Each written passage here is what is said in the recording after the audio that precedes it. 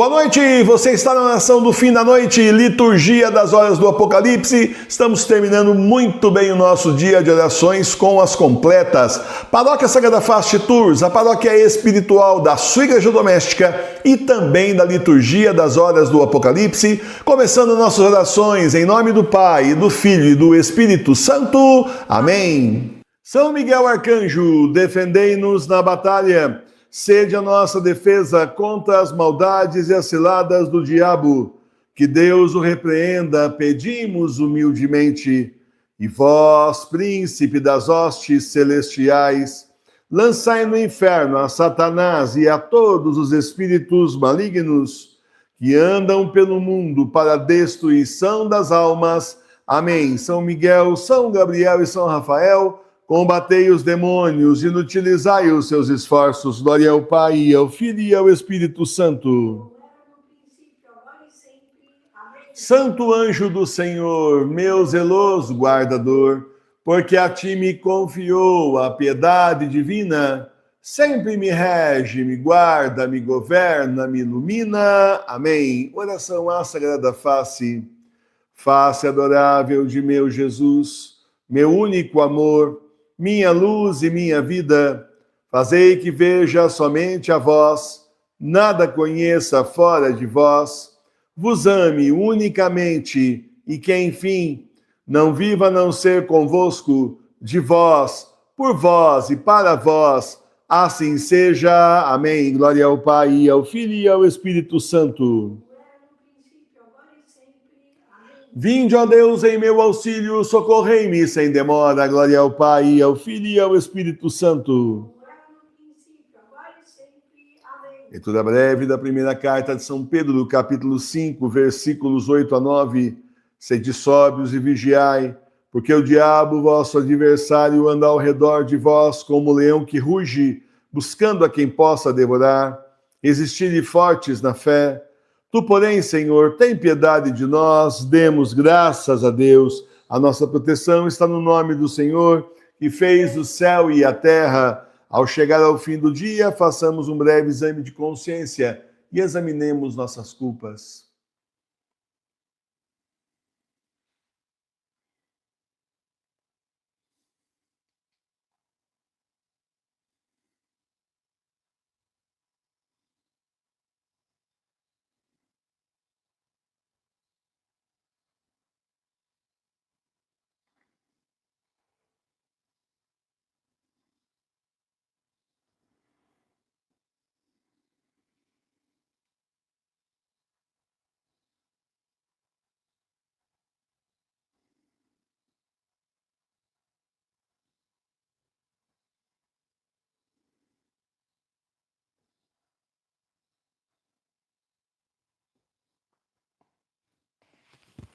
Rezemos juntos.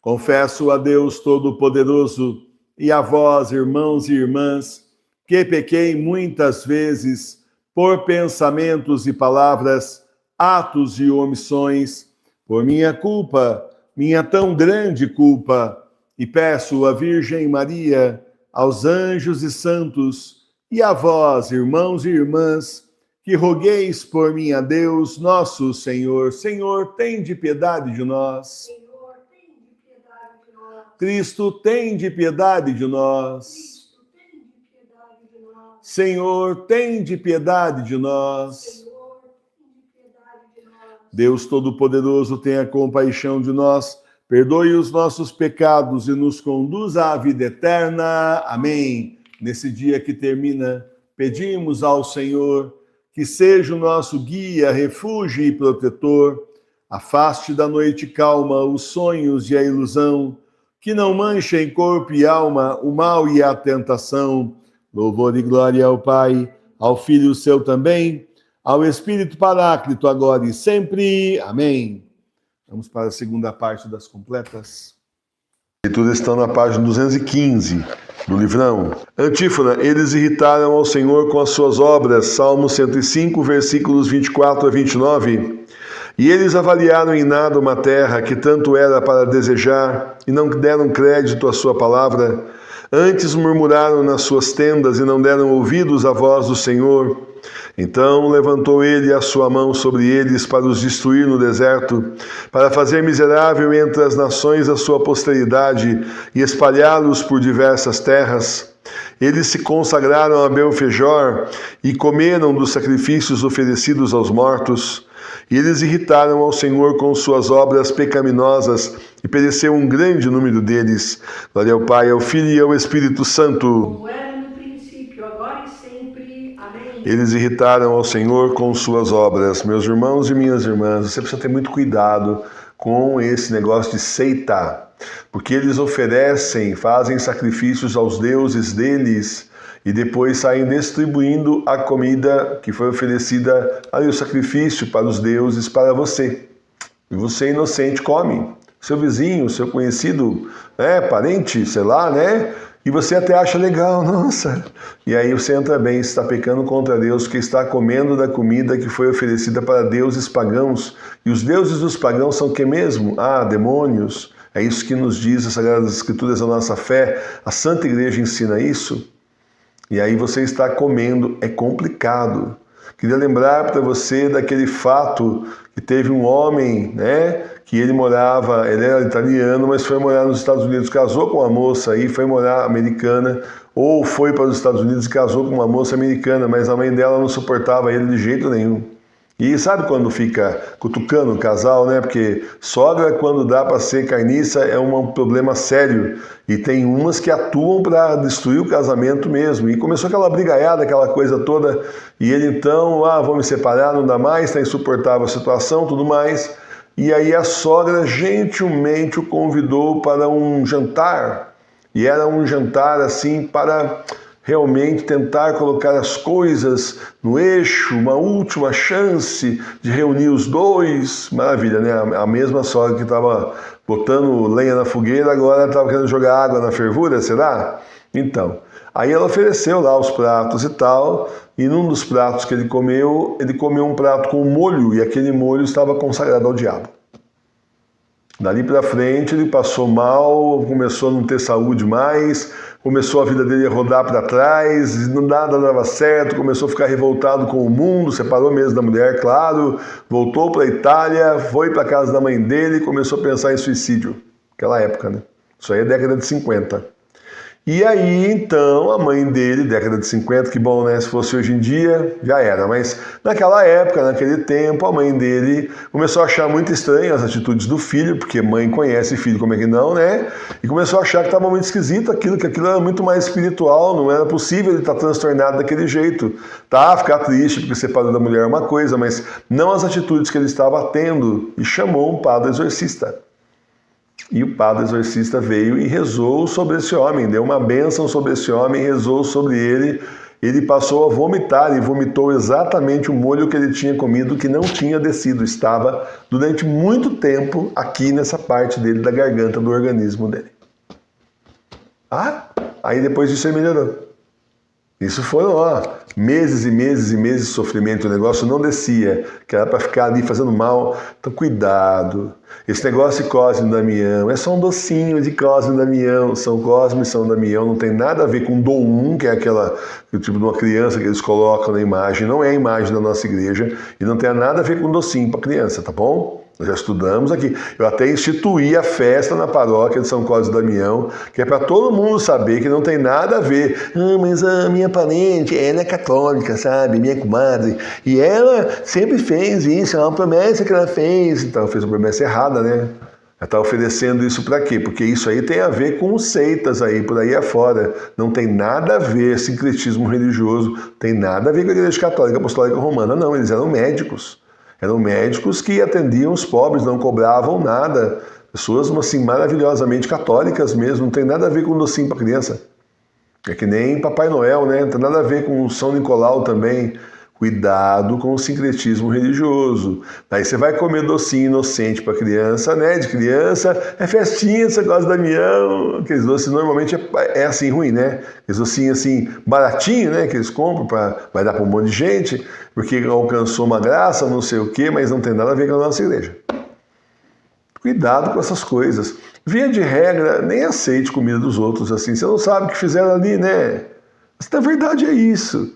É bom assim ter muito cuidado. E se vai comer mesmo não tem outro jeito, faz que nem São Bento. Já traça o sinal da cruz, abençoa o prato antes de comer em nome do Pai, do Filho e do Espírito Santo. Amém.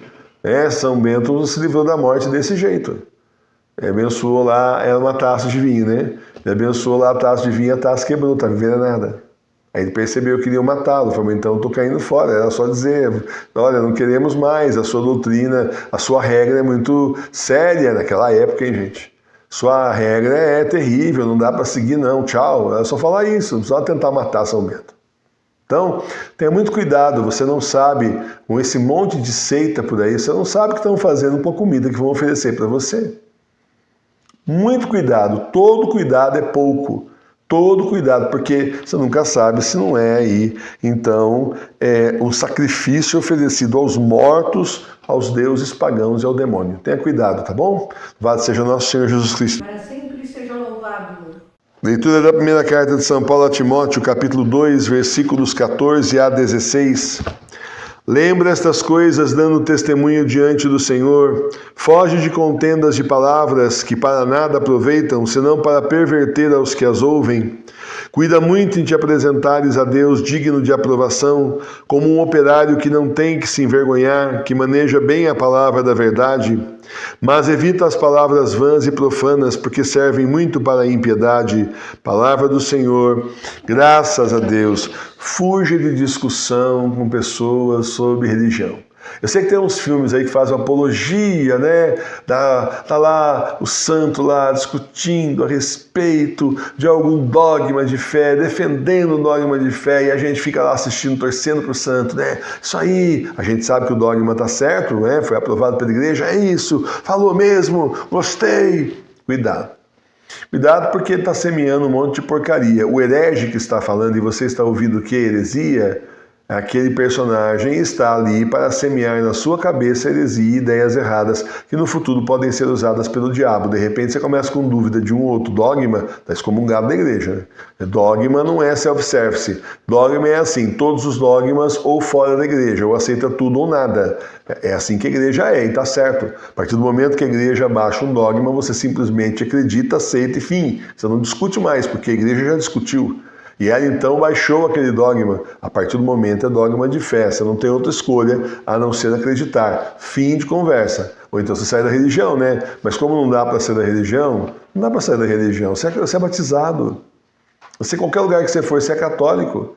O rapaz aí perguntou para mim, professor, eu tenho um parente, os parentes aí saíram da igreja, foram trazer testemunho de Jeová, e se eles quiserem voltar, como é que faz? Em primeiro lugar, eles continuam sendo católicos, pode levar 20 batismos por aí diferentes, um de cada seita, não adianta nada, porque eles são batizados primeiro na igreja católica. Batismo válido diante de Deus é o batismo da igreja católica. Então eles só são infiéis, não é que eles saíram da fé, eles são infiéis, eles não estão participando da igreja verdadeira e deveriam. Tá? Porque o batismo é válido. Uma vez batizado, sempre batizado. Aí é só infidelidade, né? Então tenha muito cuidado com isso. Não entre em discussão com esse pessoal por internet, ficar discutindo religião, porque você veja, um filme desse, como eu estava citando, ele simplesmente semeou um monte de porcaria na sua cabeça que você não precisava saber. Você precisava saber o fim da conversa, que era assim, somente, tão e tão somente o dogma. Isso que importa. Como que foi estabelecido o dogma, na verdade não interessa, e tá cheio de filme por aí assim. Fica usando, cineasta é fogo, né? Fica só usando para semear. Deixa eu contar uma história para você. Dom Futoshi, ele estava falando num vídeo que o sujeito, ele era ateu. Entrou numa ordem religiosa, o cara era ateu e entrou numa ordem religiosa aí, né? Foi ser frei, com o único objetivo de provar que a igreja católica estava errada. Ficou 6 meses lá, né, para provar que a Igreja Católica Apostólica Romana estava errada. E conseguiu escrever um livro.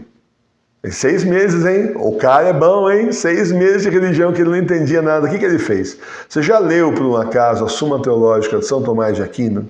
A Suma Teológica de São Tomás de Aquino é maravilhosa. Ele mostra o problema, primeiro ele diz a heresia que está sendo dita, o erro que está sendo ensinado, e rebate o erro e mostra por que o erro está errado depois da conclusão.